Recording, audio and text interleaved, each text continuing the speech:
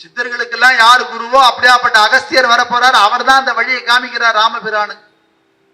அகஸ்தியோ பகவான் ரிஷிகி, பரமேஸ்வரனுக்கு சமமாக தபஸ் பண்ணவர். வடக்கு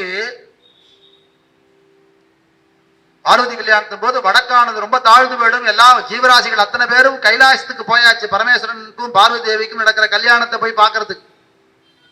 பரமேஸ்வரன் எல்லாரும் உலகத்துல பாரமானது வடக்கு பக்கம் வந்துருத்து, தெற்கு பக்கம் ஒருத்தர் அனுப்பணும் அப்படின்னார். யாரு அப்படின்னு அகஸ்தியரை போக வச்சிருந்தார். அகஸ்தியர் கேட்கிறார் பரமேஸ்வரன், நான் தெற்கு பக்கம் போனா நான் எப்படி கல்யாணத்தை பார்ப்பேன்? பரமேஸ்வரன் சொல்றார், நீ எங்கெந்த கஷேத்திரத்திலாம் போய் நீ தரிசனம் பண்றியோ அந்தந்த கஷேத்திரத்திலாம் உனக்கு பார்வதி கல்யாணம் கிடைக்கும். இப்ப சவுத்துல போனா எங்க பார்த்தாலும் அகஸ்தியேஸ்வரர் அகஸ்தியேஸ்வரர் அகஸ்தியேஸ்வரர் கோவில் இருக்கும்.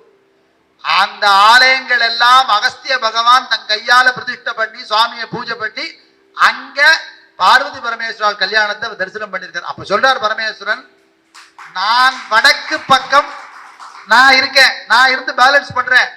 இத்தனை பேர் வெயிட்டையும் என்ன ஈக்குவலா நீ தபஸ் பண்ணதுனால தெற்கு பக்கம் போய் பொதுகை மலையில போய் தபஸ் பண்ணுங்கோ அப்படின்னு சொன்ன குருமுனியான கும்பமுனி தான் இந்த பக்கம் ராமச்சந்திரமூர்த்திக்கு குருமுகமாக இதையெல்லாம் உபதேசம் பண்ற, இந்த வழியெல்லாம் உபதேசம் பண்ற.